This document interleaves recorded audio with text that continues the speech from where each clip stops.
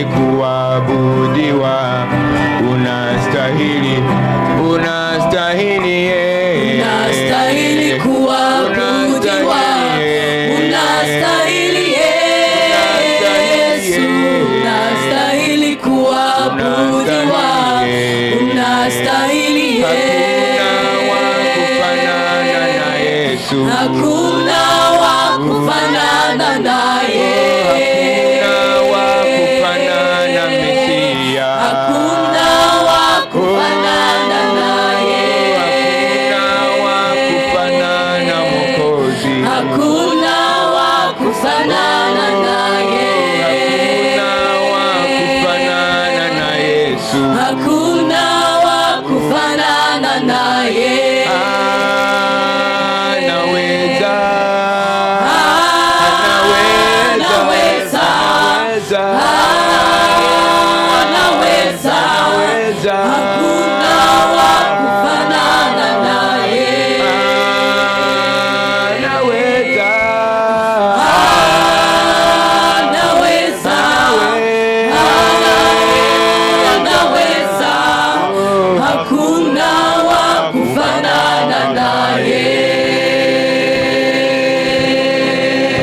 Duhe kaze utubwira ubutumwa bwiza Pasteur Damascene mubona Damascene qui va nous partager la parole. hanyuma mwarimu Nowa nawe acasigura mu gifaransa kwatumbura imigu kirundi.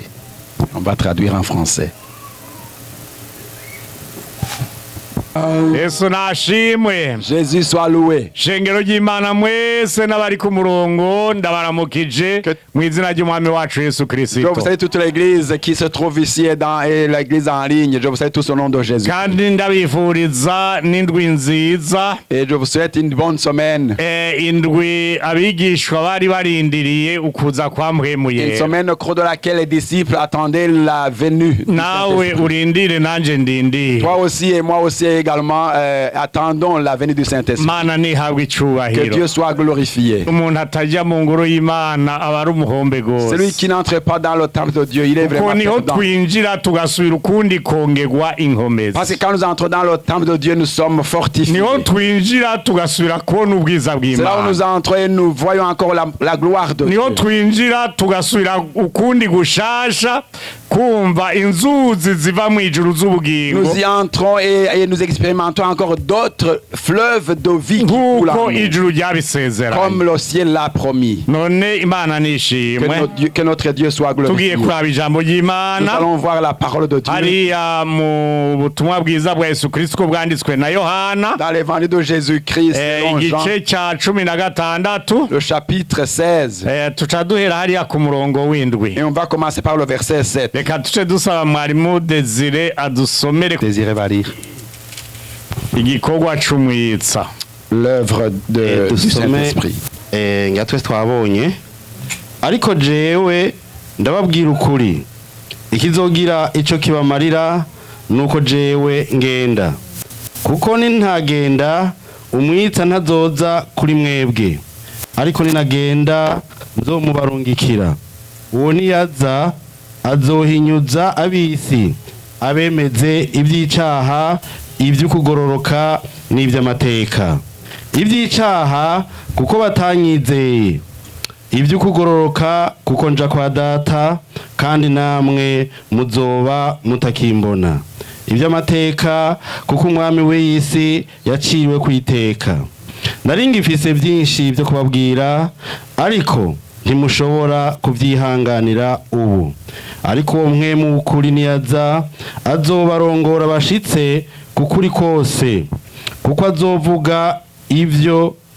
atazovuga ibyo yigeneye ariko ibyo azokumva byose nibyo azovuga kandi azobamenyesha ibigira bize uwo azoshimagiza jewe kuko azokwabira ku byanje akabibamenyesha ibyo data afise byose n'ibyanje nico gitumye mvuga ntiyabira ku byanje akabibamenyesha. Amina. Amen. Yesu nashimwe. Que Jésus soit loué. Aya n'amajambo ya Yesu ubwiwe. Ça, ce sont des paroles de Jésus lui-même. Tubanje kuvuga kuri Yesu. Si nous parlons d'abord de Jésus lui-même, Murabona twararangije iminsi ya Pasika. nous avons déjà célébré les jours de Pâques. Kwibuka ugupfa kwa Yesu Kristo n'ukuzuka. On a célébré sa mort et sa résurrection. Kandi yaciye agira iminsi ishika 40 Et il a fait 40 jours aganira n'abigishwa en train biwe. d'échanger avec ses disciples. Ariko abigishwa biwe hariho ijambo Mais ritabanezereje. pour les disciples, il y a une parole qui ne les plaisait pas. Ijambo yababwiye ati ngomba kugenda. Quand Jésus leur a dit, je veux m'en aller, Ati ngomba kugenda. je veux partir, Ko bari bamubonyemo vyinshi, ils avaient vu beaucoup de choses. bari en lui. barabonye amanyagura imitsima, Ils avaient vu partager du pain. bashonje, Alors qu'ils avaient faim, bararya, ils avaient mangé, maze barabonye akiza abadayimoni, ils avaient vu guérir, barabonye akiza impumyi, guérir des aveugles. barabonye ari muri bo bakagira toute sécurité. Donc ils sentaient vraiment toute la sécurité avec lui. Bamaze kumva yuko azogenda, Quand ils ont entendu qu'il byababereye allait partir, bishasha. c'était nouveau. Kandi burya gutandukana n'umukunzi Et vous n'ibintu savez, bikomeye se cyane. séparer avec un grand ami, c'est vraiment très Maze dur.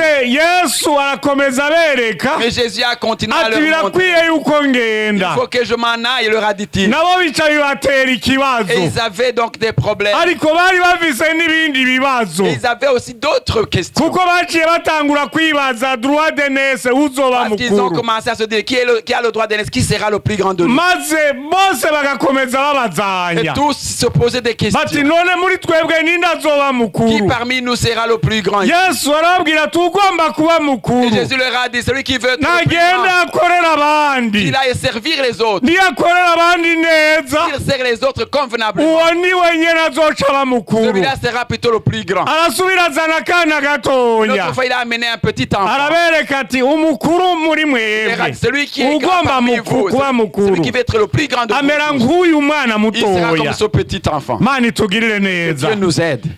Bumva inyigisho zitandukanye Ils ont compris d'autres enseignements, n'ivyiyumviro bafise. Imana des enseignements idufashe. différents de leurs pensées, de leurs idées. Ariko ikintu Yesu yarondera yaragamije Mais ce que Jésus visait dans ni tout iki ça, kivuga ngo ibyiza c'est-à-dire les nuko bonnes choses, jewe nogenda, ce qui est plus avantageux pour vous, c'est que je m'en ibyiza aille. Ce qui serait plus nuko avantageux, jewe genda, c'est que il faut que je m'en kuko aille. ninagenda Parce que si je m'en vais, zoca nsaba je data, demanderai à mon père. kandi ndamusavye azobaha Et umwitsa, quand je lui demanderai, il vous enverra un kandi azoba ari consolateur. mpemu Et ça yera. sera le Saint-Esprit. Haleluya. Alléluia. Uwo niyaza Celui-là, quand il viendra, azoba afise igikorwa mw'isi, il aura une Azokwemeza. responsabilité.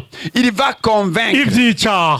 convaincre les gens du péché. Nta wundi n'umwe Personne d'autre yemeza ne ivy'icaha peut convaincre Kiretse Yesu wenyine. quelqu'un du péché sauf Jésus. harya umwana w'umuntu L'homme, le fils de l'homme, aragumye il cyane est vraiment dur kugira ngo yemere. pour qu'il arrive à accepter. nawe ufatiye ukuboko mu mufuko Même quand tu l'attrapes, la mets dans le sac, ariko arakwiba, en train de te voler. avuga ngo yaragiye gutembereza intoke mu Il mufuko va te dire wawe, qu'il était en train juste de promener ses doigts dans ta poche. kandi mutawusangiye, Alors que vous ne le partagez pas ça à la poche. ariko akagerageza Mais kugukomvera. il essaie de te convaincre dans Mani dans tugirire l'erreur. neza. Que Dieu nous aide. Sinzi umuvyeyi wo muri Afrika yambwiye ngo abana bataha ijoro, Il y a, je crois, un parent de l'Afrique qui m'a parlé des enfants qui rentrent tard la nuit. ngo bararayo Bon, il peut même passer la nuit en dehors de la cyane maison. cyane kuwa gatandatu. Surtout les samedis. ababajije ati kandi kuwa Mungu Et puis dimanche. ntawubatanga mu rusengero. Personne ne va les dévancer. Ayo marongo à arriver dans arababaza ati l'église. bana muba muri Il he? leur a demandé, mes enfants, où est-ce que vous êtes les samedis? tuba turi gutemberera abandi. Ben, nous sommes en train de rendre visite à des amis. none muba muri kwande ko mbona hose baba baryamye? Il me dit, mais chez qui? Puisque tout le monde est endormi, vous êtes chez qui? atega ubu n'ibindi bihe. Il a dit, non, maintenant nous vivons des moments différents. ibihe Les vyarahindutse. moments ont changé. mwebwe mwabayeho ata matara Vous yawe, avez vécu alors qu'il n'y avait pas d'électricité. none mwatemberera he? Comment où est-ce que vous pouviez vous promener? erega iki gihe ndibwira. Aujourd'hui, il y a jamais de nuit. Ayo, biragoye ivy'iki gihe Les moments d'aujourd'hui sont compliqués. kugira muzotahure ivy'iki gihe Pour que vous compreniez le aujourd'hui, bizobafata umwanya. ça vous prendra beaucoup de temps. Mani Que dufashe. Dieu nous aide. ariko ndamubwira ni mupaseka bakubwije ukuri. Je lui dis, mais maman, on vous a dit la ni vérité. igihe c'iherezo. C'est le moment de la fin. igihe c'iherezo Parce que les derniers moments du monde, ibintu byose bizocurama. oui, à la fin du monde, toutes les choses seront renversées. Mani dufashe. Que Dieu nous aide. mu gihe c'iherezo La fin des temps, ntawe uzokwemera kwitwa umupagani. personne n'acceptera d'être un païen ou un pécheur. azogira ati je naje ndi umukristo. Il va dire, moi aussi, je suis un chrétien. kandi yaraye gusambana Alors qu'il a passé la nuit dans l'adultère. agaca azinduka Et kuririmba. le matin, il vient chanter. yaraye gusomana Alors qu'il était dans les akazinduka muri il korali. vient dans la chorale le matin. kuko ni igihe Parce c'iherezo. que c'est la fin des temps. yesu atugirire neza. Que Jésus nous aide. yivye Alors qu'il a volé, akagomba no gusigura no et il kuririmba. veut aussi prêcher et chanter. yesu atugirire neza. Que Jésus nous aide. icerekana igihe C'est c'iherezo. ce qui prouve la fin des temps. umuntu yoba umupagani akaba umupagani neza, Quelqu'un devrait être un pécheur et qu'il assume. uwo ni umuntu mwiza cyane. Celui-là, il est vraiment bon. kuko wewe igihe ageze kwihana yihana Parce neza. qu'après tout, quand il accepte de se repentir, il se repent. n'ahandi umuntu agomba kuririmba no gukora ibyaha Mais celui qui fait le péché et agasigura chanter, no gukiza akagomba gusigura no gukora ibyaha, qui veut et prêcher et pécher, acamera nk'ibuye ribaye mu il mazi. sera comme cette pierre toujours dans l'eau. kuko ibuye ribaye mu Parce mazi qu'une pierre qui reste toujours dans l'eau, riranyerera elle est très glissante. ntuzorihonyoreko. Il faudra faire attention. Yesu Que adufashe. Jésus nous aide. Nigeze kuba mfise umwigeme yava ruguru yarera abana, J'avais une bonne fille qui prenait soin de mes enfants. hanyuma rero ndamusohora yarajya kubaka. Alors une fois, je l'ai aidé à pouvoir fonder son foyer. haza se wiwe Et son papa est venu. arabona ati kwa pasiteri nkazogera ndaronse icyo kunywa. Et son papa a dit, chez le pasteur, je ne vais pas trouver vraiment quoi boire. Une bière. Bamaze kwambara bagira baze kumutora, Alors qu'il s'était bien habillé juste avant qu'on ne vienne la prendre de chez moi. ati nojabuka kanyosha sinobura aho ndari kubita nkaca nza Et ndira. le papa a dit, je peux faire un saut de l'autre côté de Kanyosha et prendre une bouteille de bière. hariho amabuye rero bajabukirako. Alors il y a des pierres dans l'eau sur lesquelles on marchait un peu dessus. Yari yambaye kositime Il twamurondere, était en costume parce qu'on lui avait préparé un bon costume. hanyuma rero aca arihonyora Alors kacagamaye. il a marché sur la pierre et il est tombé renversé dans l'eau. hanyuma tuti none wa muntu ari Et hehe? alors on se posait, où est le papa? Bati raba mu cyumba Et yaraye, on a dit, allez chercher dans la chambre où il a passé la nuit. turamuherura. Ah, on ne l'a pas trouvé. None bigenda Et gute? on a dit, qu'est-ce qu'on va faire finalement? Mugabo nawe yaciye araba hatuna mu gisaka, Alors, mais lui, après être mouillé dans l'eau, il est allé à côté d'une forêt et s'est assis là-bas. aca araba ingene izo mpuzu Il yozanikira. a essayé de voir comment il peut un peu sécher ses habits. Zica zuma urubanza rwaheze. Et puis les habits ont séché alors que l'événement avait déjà pris fin. Yesu adufashe. Que Jésus nous aide. hanyuma rero ku mugoroba tuti twabuze uvuga ijambo. Alors le soir, on lui a dit, mais on n'a pas trouvé quelqu'un pour donner le message. Ati niho mwazihevye. Le mot de circonstance. Et il a dit, je comprends maintenant pourquoi vous avez abandonné la bière.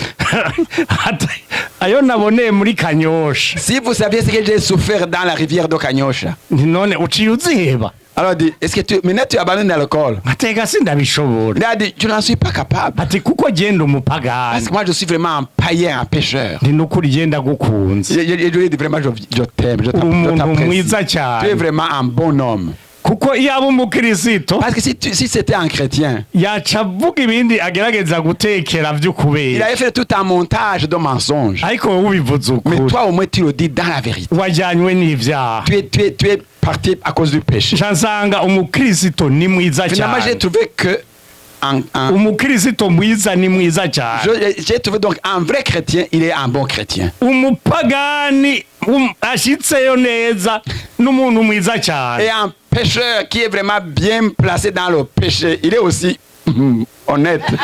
Il est aussi honnête. Il est honnête.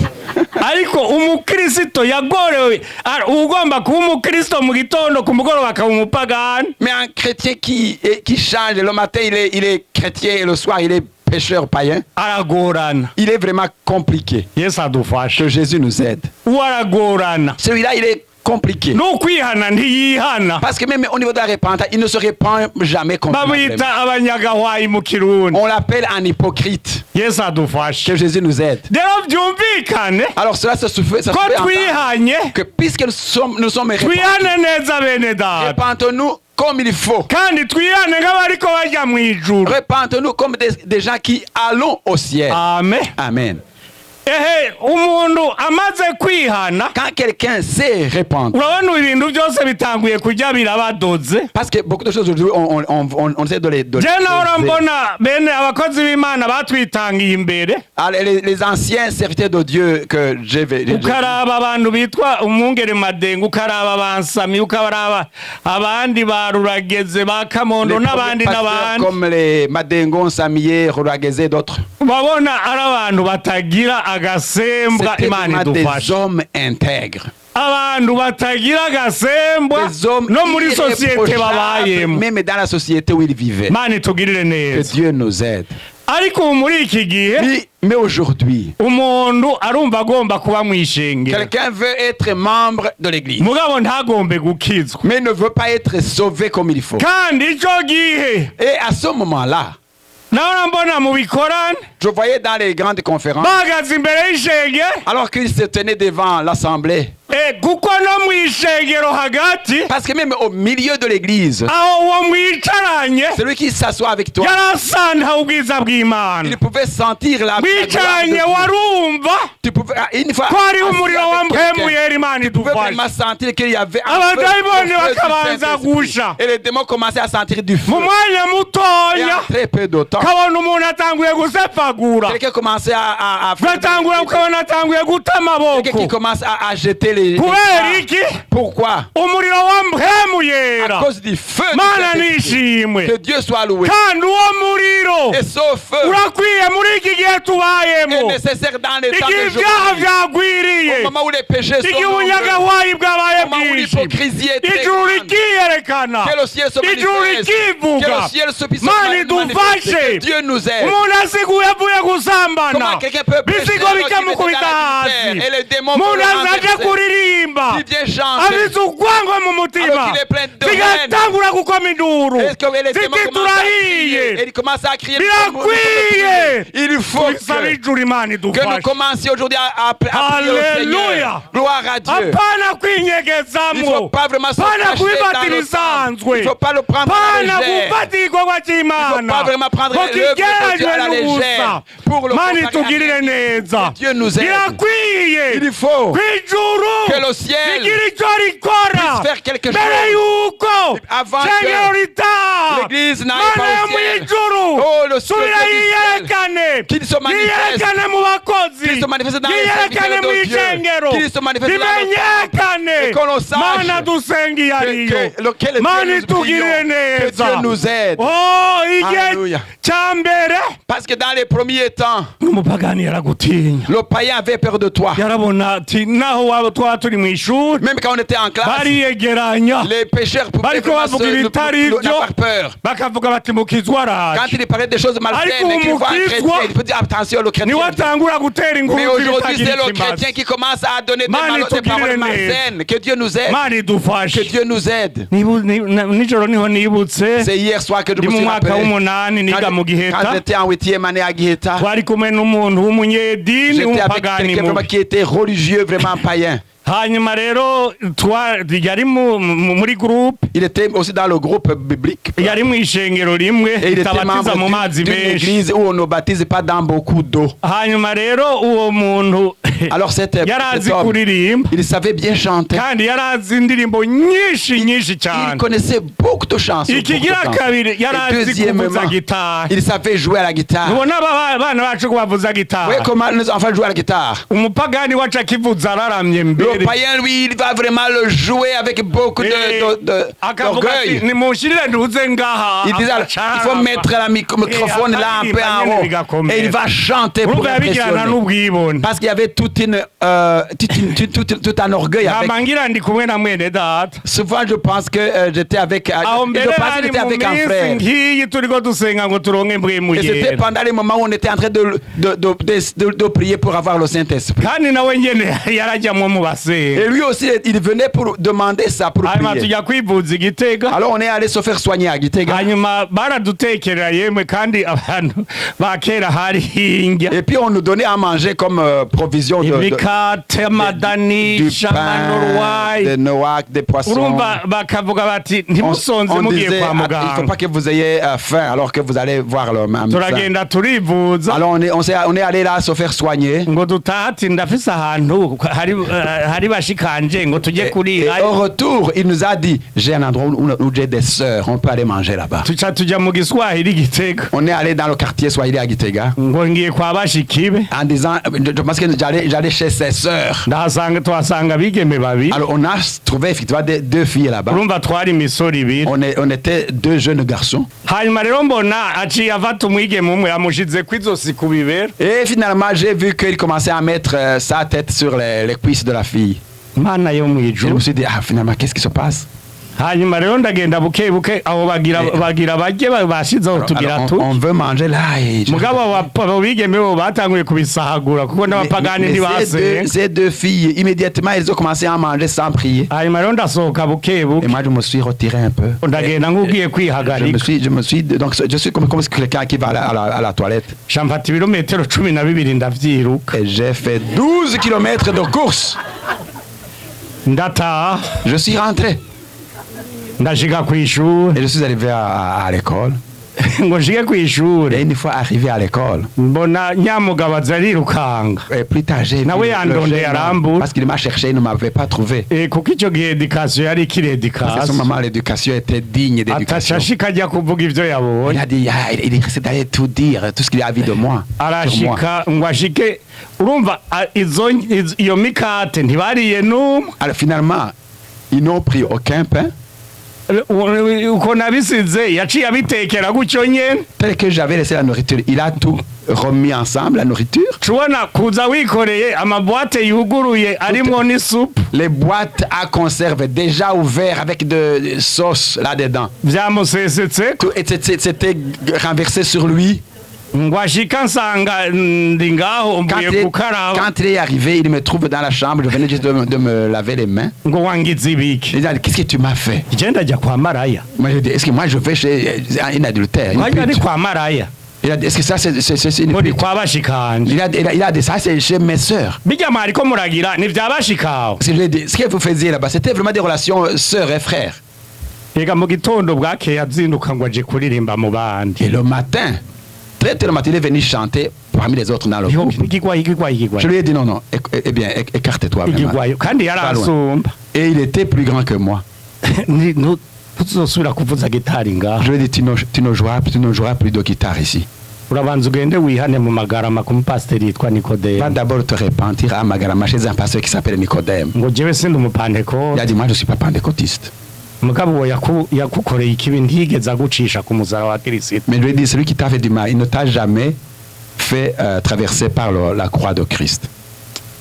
yaciye apfa gutyo ntiyanihanye Il est parti mort comme ça, sans jamais se ko repentir. twagiye mu buruhuko ntiyagarutse Parce qu'on est allé en vacances, il n'est plus revenu. yesu adufashe Que Jésus nous aide. bene data Chers frères et sœurs, tubeho turindira kugaruka kwa yesu kirisito vivons dans l'attente du retour de Jésus-Christ. tubeho turindiriye ko dushobora gupfa Vivons de façon aussi à attendre que nous pouvons mourir à tout moment. hari ufise assurance yuko ejo azoba ariho Et c'est quelqu'un qui a une assurance sûre que demain il sera encore en vie. mani dufashe Que Dieu nous aide. mani tugirire Que neza Dieu nous aide. mani tugirire Que neza Dieu nous aide. aca arapfa Il est mort ce jeune homme. yesu adufashe Que Jésus nous aide. yitazira ngo ni mwene 200 Il se nommait, je suis le fils de 20 francs, quoi. 20 Je suis le fils, il se nommait le fils de 20. umaze kumva umukristo atanguye kwitazira Quand quelqu'un, un chrétien, commence à se donner des surnoms comme tel, très bizarre puis des surnoms bizarres, uraca ugaba il faudra faire attention avec. yesu adufashe Que Jésus nous aide. aha rero intumwa zari mu bibazo Ici, alors, les disciples étaient dans beaucoup de questions. ikibazo cyitwa uzoba umukuru La question de celui qui allait être le plus grand parmi eux. ni ikibazo giteye cy'ingorane mu mashengero Et menshi c'est aujourd'hui une très grande question dans beaucoup d'églises. menshi ariko asamburwa n'ubukuru Beaucoup d'églises sont en train d'être détruites à cause des pouvoirs. izi ngo ziriko zivuga mu isi ni ubukuru Les fusils, les guerres, c'est à cause de la recherche des pouvoirs, lutte pour les izi pouvoirs. ntambara zose ni ubukuru Toutes ces guerres, ce sont des guerres pour la recherche de pouvoir. aba bigishwa ba yesu bari mu icyo kibazo Mais parmi ces disciples, il y avait un grand problème de la recherche du pouvoir. mani dufashe Que Dieu nous aide. ariko yesu kirisito wenyene arababarira Mais Jésus lui-même leur a dit, ati uwo mpwemu niyaza kuri munani le verset 8, quand ce consolateur viendra, uwo niyaza azohinyuza ab'isi lui, il convaincra le monde abemeze ivy'icyaha en ce qui concerne le péché, n'ivy'ukugororoka la justice n'ivy'amateka et le jugement. ibintu bitatu Trois grandes choses. ngo azobemeza Il va leur convaincre ivy'icyaha du péché. amen Amen. icyaha gikurwa mu ishengero na mpwemu yera Le péché est ôté de l'Église par le Saint-Esprit. kuko mpwemu yera Parce que le Saint-Esprit, aremeza lui, il convainc Mana itugirire Que neza. Dieu nous aide. Umuntu amaze kwemera icyaha, Quand quelqu'un est convaincu de son Akachihana. péché, il se repent de son péché. amaze Et kukihana, quand il s'en repent, agaca arindira agaca yuzura mpwemu il yera. attend et il est rempli du Saint. Ko mpwemu yera ndigenda igiye egome mu munyavyaha. Parce que le Saint-Esprit ne vient pas demeurer dans le cœur d'un Mugabo pécheur. munyavyaha nawe Mais le pécheur de son côté, yarekeye icyaha, qui a gardé un péché, urumva yinjigwamo n'impwemu mbi. plutôt il y a des démons qui le pénètrent. Hari ikintu twebwe abapantekote dukunda Il y a gukora, quelque chose que nous, les pentecôtistes, aimons faire. ngo abagomba mpwemu yera nimuze. Nous disons, ceux qui veulent être baptisés du Saint-Esprit, Ni venez. vyiza, Et c'est bien. ariko Mais si abagomba mpwemu ce yera n'est pas ceux qui veulent le Saint-Esprit. n'abiteguye kuronka mpwemu Mais c'est yera. ceux qui sont prêts pour recevoir le Saint-Esprit. Umuntu yiteguye kuronka mpwemu yera, Quelqu'un qui est prêt à recevoir le Saint-Esprit. Mana itugirire Que neza. Dieu nous aide. N'ahandi uvuye kuza, Sinon, venir comme ça, shetani avuga ngo genda, le diable va dire, allez-y. siwe waraye uratukana, Puisque tu as passé toute la nuit hier avec Si on waraye des uriyo. murmures, et tu as passé toute la nuit en volant. siwe waraye urakora ibi n'ibi n'ibi, Tu as passé la nuit en faisant telle chose et telle chose. ngo ashike ugasanga mbere atanguye kwayagura ngo ariko aravugishwa. Et la personne arrive, mais dans le temps, il commence à ouvrir la bouche comme quelqu'un, faisant semblant de prophétiser. Eka. Non. Birafise aho biva. Il y a une source. Bwa mbere kwemera D'abord, accepter ivy'icaha, le péché.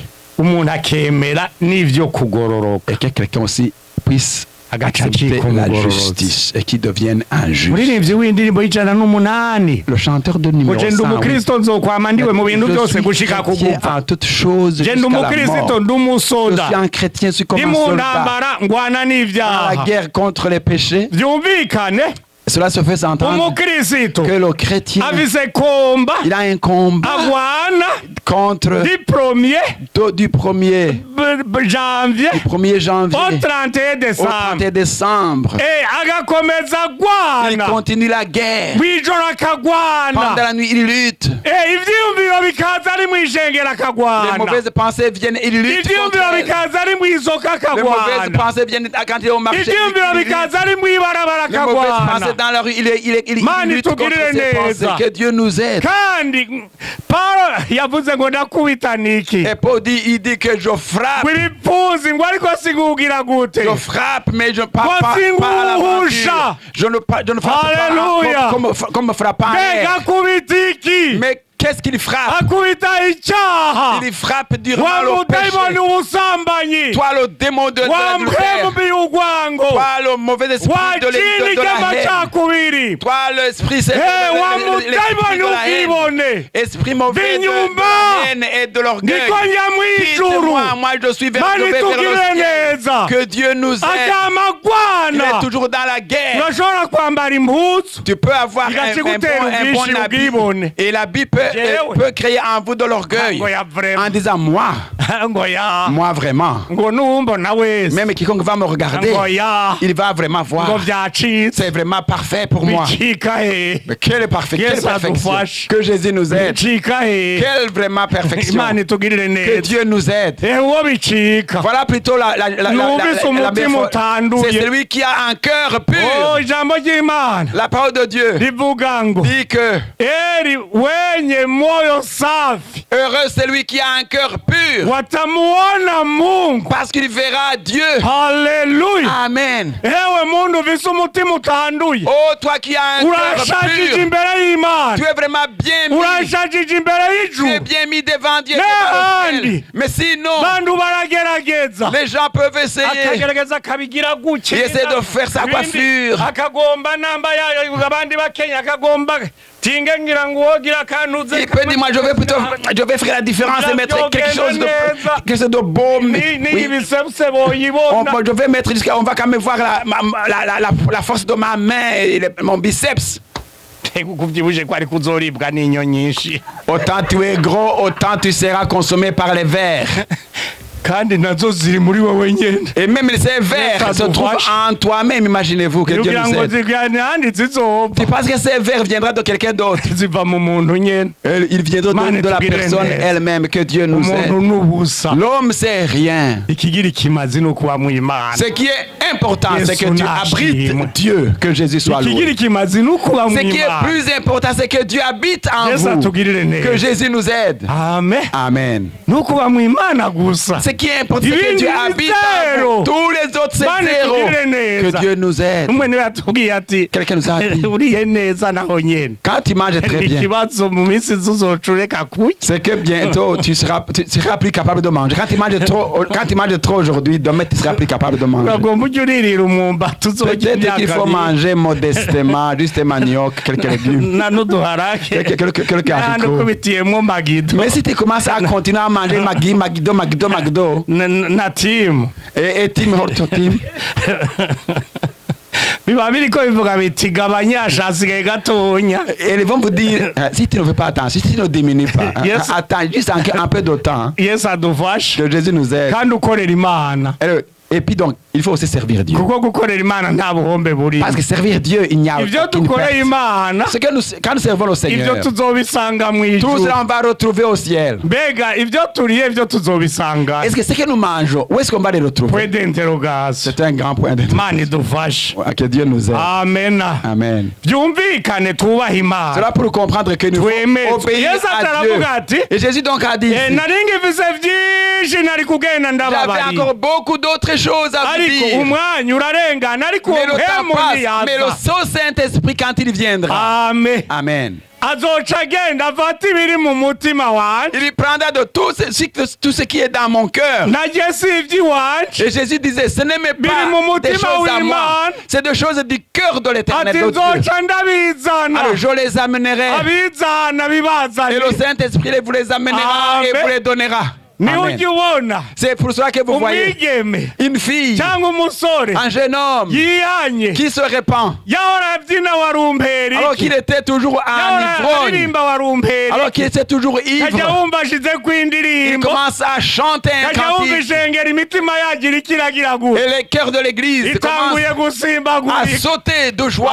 ame Amen. kubera iki Pourquoi? ni indirimbo yahawe C'est une chanson qui a reçu de l'Esprit. C'est que Dieu soit mana loué. ntihabwe Que Dieu soit glorifié. ehe baririmbi ba kirisitu Voici, n'imana chers chanteurs de l'éternel, musenga uti imana duha ico dushira rya priez pour shengero pour demander Dieu donne Mpemu quelque yera chose azocakizana. à donner au Seigneur, à Mani donner tugirire à neza. l'église. Et le Saint-Esprit va vous donner ça. turabe On peut continuer un peu. kuri 15:26 15-26, toujours évangile selon Jean, Et chapitre selon Jean. 15, verset 26. ngo ari kumwitsa ahazozira Quand sera venu le consolateur uwo nzobarungikira ava kuri data que je vous enverrai de la part du Père, niwe mpemu w'ukuri l'Esprit de vérité akomoka kuri data qui vient du Père, uwo niwe azoshingira intahe celui-là rendra témoignage de moi. kandi namwe Et nyene vous aussi, muranshingira intahe vous rendrez témoignage kuko mwari kumwe nanje parce que vous êtes avec moi uhereye mbere na dès le mbere commencement. mani tugirire Que Dieu neza nous aide.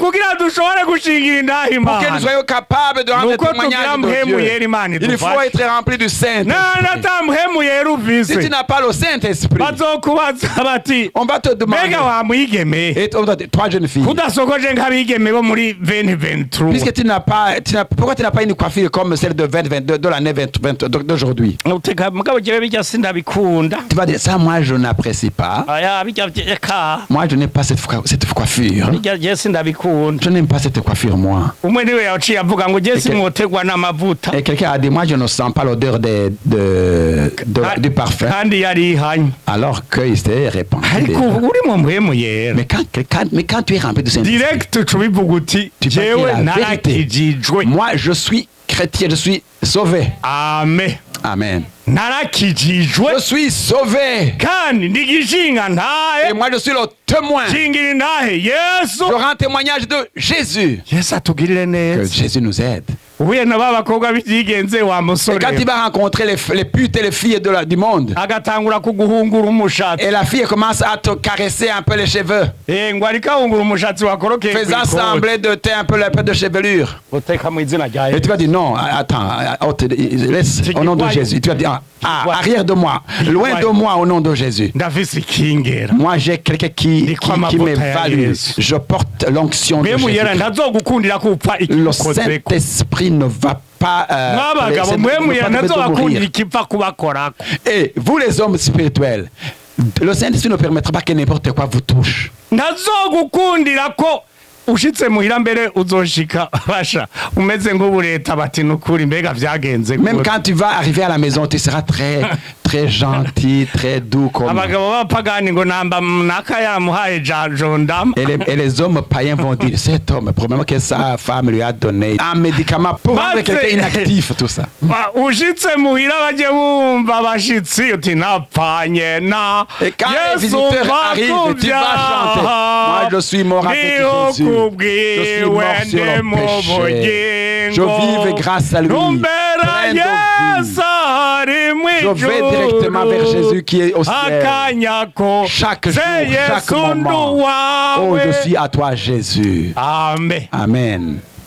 ushitse mw'ishuri ukakaririmba Et quand tu arrives en classe, tu vas chanter. ushitse hariya ukora ukakaririmba Là où tu travailles, tu vas chanter. yesu adufashe Que Jésus nous aide. pana kuba umukizwa modere Pas être un chrétien umukizwa moderne. modere nta mpwemu yera bari Un chrétien moderne n'a pas de ni Saint-Esprit. umukizwa akizwa n'ingeso ziwe C'est un chrétien qui essaie de kandi uwo se nawe sauver par ses propres actes. umwanya nuko tujyanye Mais celui-là, ni hahandi yesu yateye amijimbo wa mubivyi yamijimbo il s'agit de ce semeur Ngo qui a zimwe zaciye zigwa ngo jeté mwivugiriza. les semences. Et certaines Irindi semences sont zigwa tombées dans mu- une bonne ku terre. rutare. D'autres semences sont Izindi tombées sur zigwa mu dans mahwa. des pierres. D'autres dans les izindi épines. zigwa impande y'inzira D'autres à côté d'un ariko chemin. izagize ikimazi Mais les semences qui ont bien Nizaguye mu ivu croît, nziza. ce sont les semences qui yesu sont adufashe tombées dans la bonne terre. umukristo yabibwe mu ivu Un ryiza chrétien qui a été semé dans une n'umukristo ari mu bonne terre. mpemu yera C'est le chrétien qui a le yesu Saint-Esprit. atugirire neza Que Jésus nous mani aide. dufashe bene Que Dieu nous data aide, frères et sœurs. duhinduke nk'abahinduwe Soyons n'ijuru transformés tugende nk'abagendeshwa na mpemu yera Marchons comme par le dukundane nk'abari mu mpemu yera Aimons-nous les uns les autres comme dukorere par imana le nk'abari mu Saint-Esprit. mpemu yera Servons Dieu comme des yesu personnes remplies du adufashe Saint-Esprit. Que Jésus nous mani aide. tugirire Que neza Dieu nous aide. aho nahora nkorera Là où je travaillais, bambwiye bati erega hariho umuntu yitwa naka ntakorera imana on m'a dit de quelqu'un qui ne servait pas le Seigneur.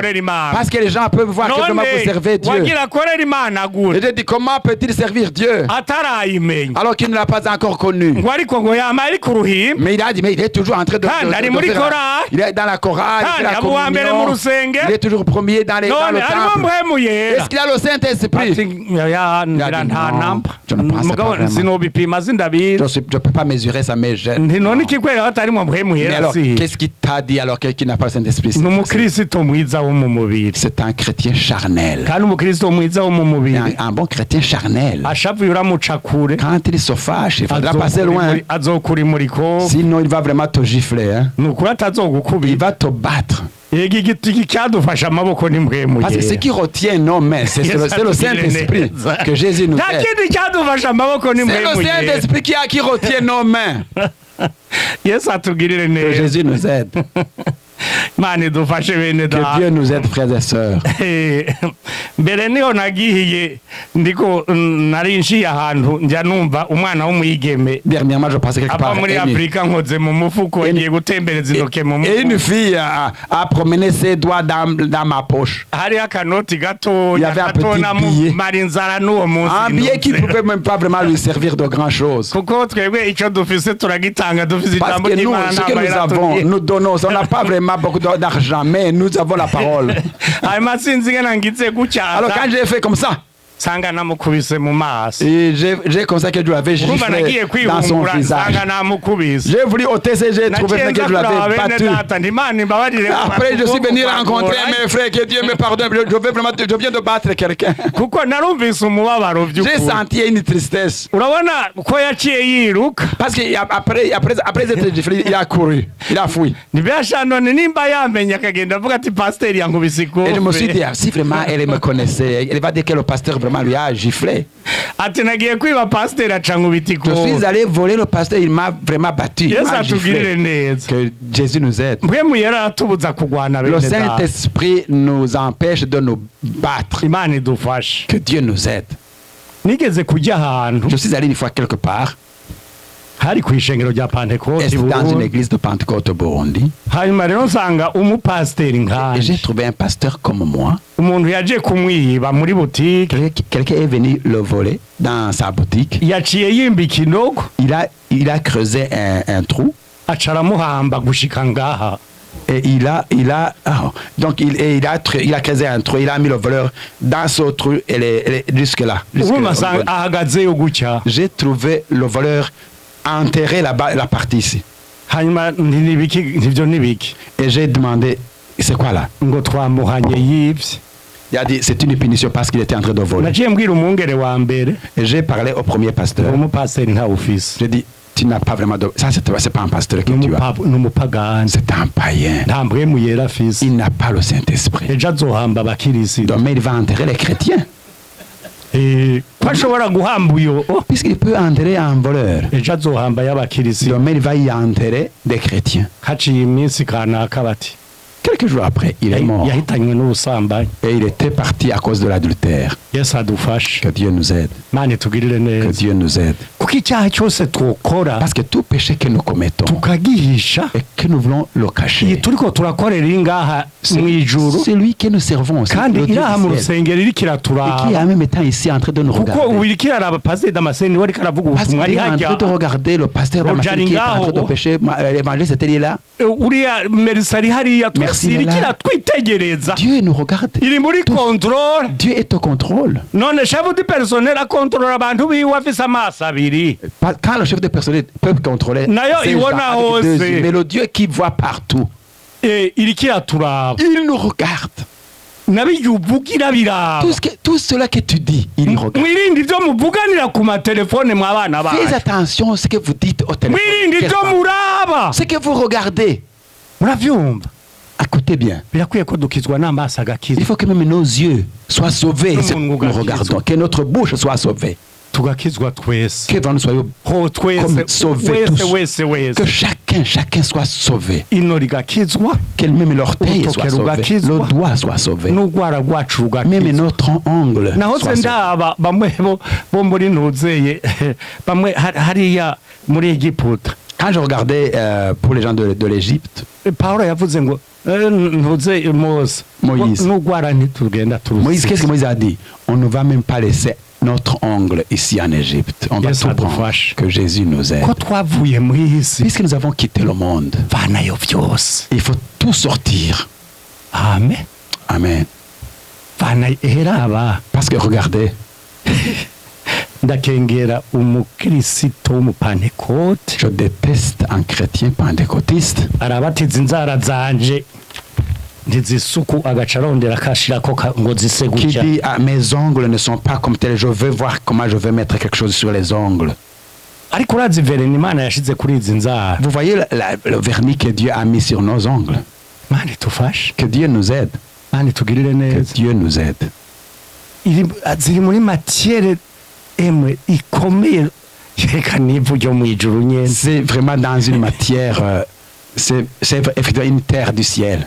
yesu adufashe Que Jésus nous aide. ukagomba kuzura mpwemu yera wamaze kujya mu isi nyene mu vy'isi wamaze kuvyinjiramo Toi, tu veux être en même temps rempli du Saint-Esprit, alors que tu es déjà plongé dans les choses mondaines. ega ibibuza ivyo nivyo bibuza kuzura mpwemu C'est yera cela qui vous empêche d'être rempli du Saint-Esprit. bazanye umudiregiteri generale Alors qu'on a amené le directeur Ouais, général société Kanaka, d'une c'est société Daïbou. quelconque, je ne vais pas en parler. yari umudiregitrise financier C'était une directrice financière, mugabo azasara mais elle venait, elle était ega folle. ibisigo Elle était folle. ntibikangwa uwize Parce que kontabirite les démons n'ont pas peur de celui qui a fait la comptabilité. hanyuma rero turutangura kumusenge Alors nous avons commencé à prier pour elle.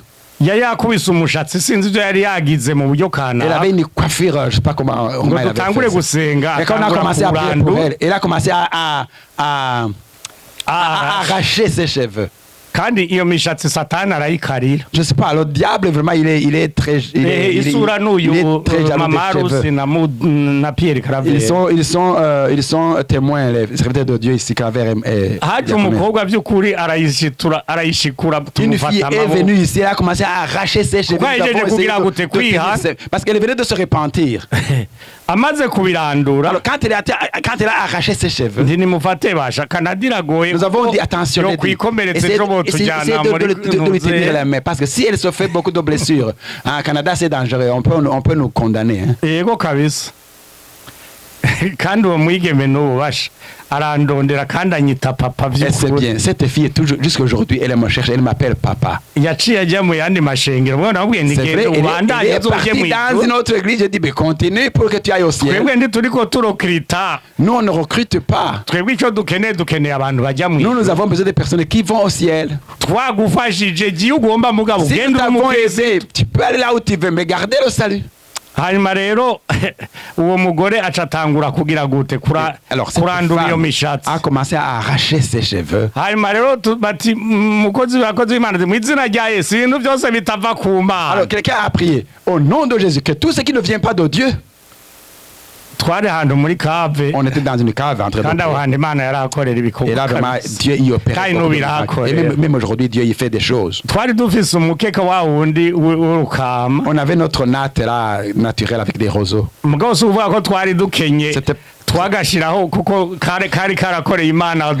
C'était pas que nous étions pauvres, mais ça servait comme juste un outil. Alors, et là c'est toi qui étais travaillé. Il a commencé à glisser sur cette natte. Mais vous savez, les doigts qui n'ont pas cultivé, c'est très doux. Et le sang commence à couler. Dans les orteils, il y a du sang qui commence à couler. Et les longues ongles commencent à quitter. Et son mari était là dehors.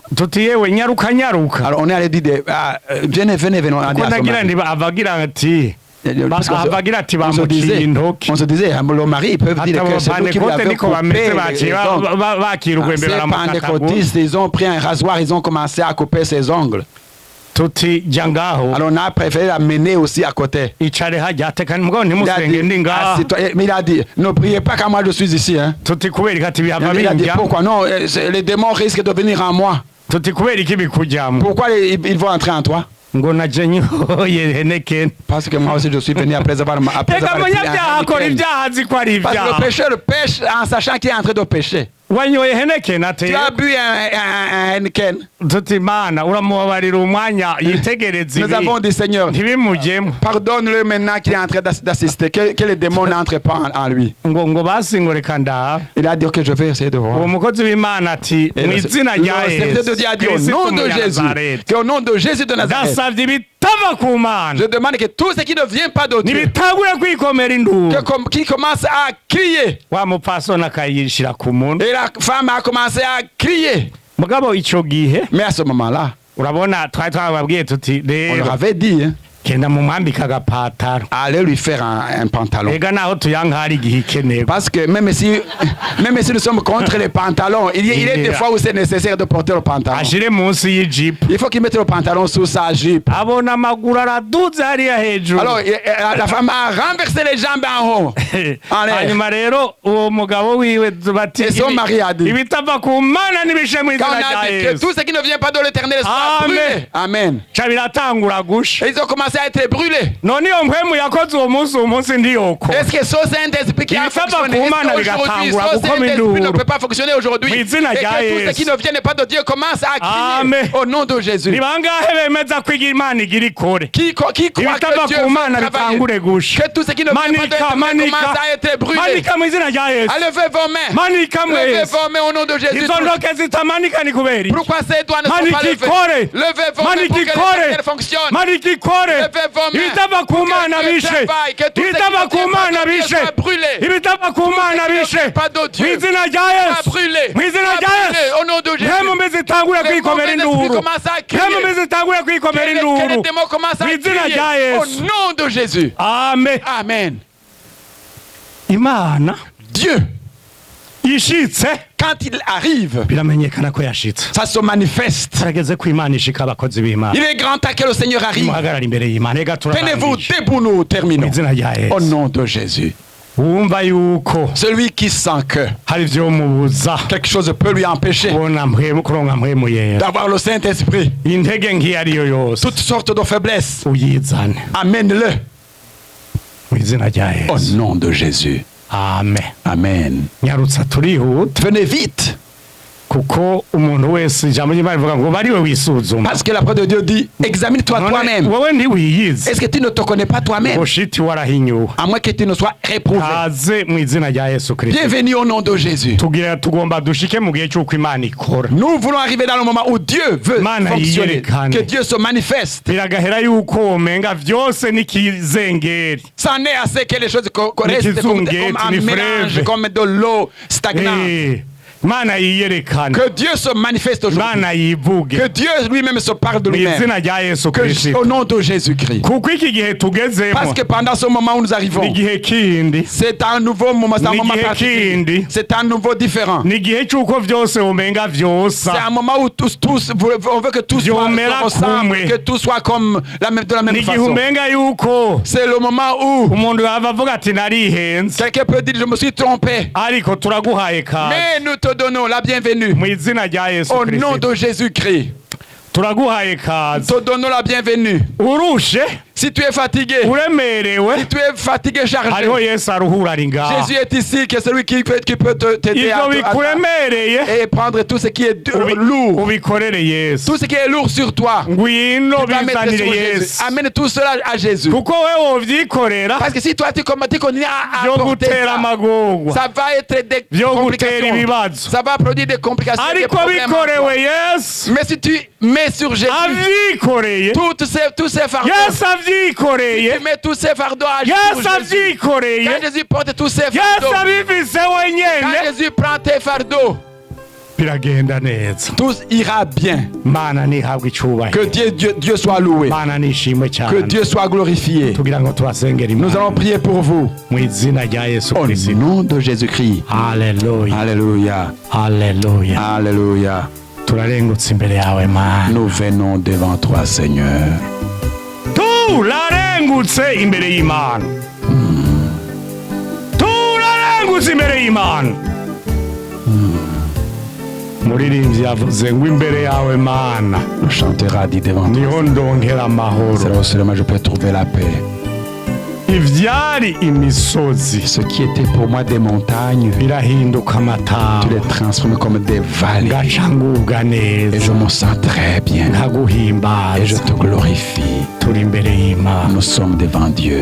Turi imbere y'Imana. Nous sommes devant Dieu. Turi imbere y'Imana. Nous sommes devant Dieu. Turi imbere y'Imana. Nous sommes devant Dieu. Turi imbere Nous y'Imana. sommes devant Dieu. Turi imbere y'Imana. Nous sommes devant Dieu. Tusharabata turi imbere y'Imana. Nous sommes devant Dieu. Turasavye mutagatifu. Nous prions au Dieu Tout-Puissant Impwemu yateye yuko utemeza ivy'icyaha. que cet esprit Impwemu yateye yuko utemeza ivy'ukugororoka. cet mauvais esprit de nous voilà Impwemu yateye yuko utemeza ivyo egome ukugaruka kwa Yesu cet Kristo. esprit qui ne veut plus convaincre les gens sur le retour de Jésus-Christ. Turasavye Nous demandons umusara wa Kristo. que la croix de Jésus-Christ, Umusaraba. croix, Haleluya. croix, Umusaraba. la croix, Umusaraba. la croix, Umusaraba. la croix, Umusaraba. la croix. Haleluya. Oh, alléluia. Umusaraba. La croix. Amen. Amen. Umwe Pawulo yavuga ati La croix dont Paul a parlé. nzokwirata umusaraba. Je me vanterai de Winjire mu la ishengero croix. ry'Imana. Pour que tu entres dans les... Uhereye muri twebwe nyene. En commençant par nous-mêmes. Ukubite. Que cette croix commence à frapper. Ukubite. Que ça frappe. Ukubite. Que la croix frappe. Ukubite. Que la croix frappe. Izina rya Yesu. Au nom de Jésus-Christ. Tegete abadayimoni. Tout ce qui est...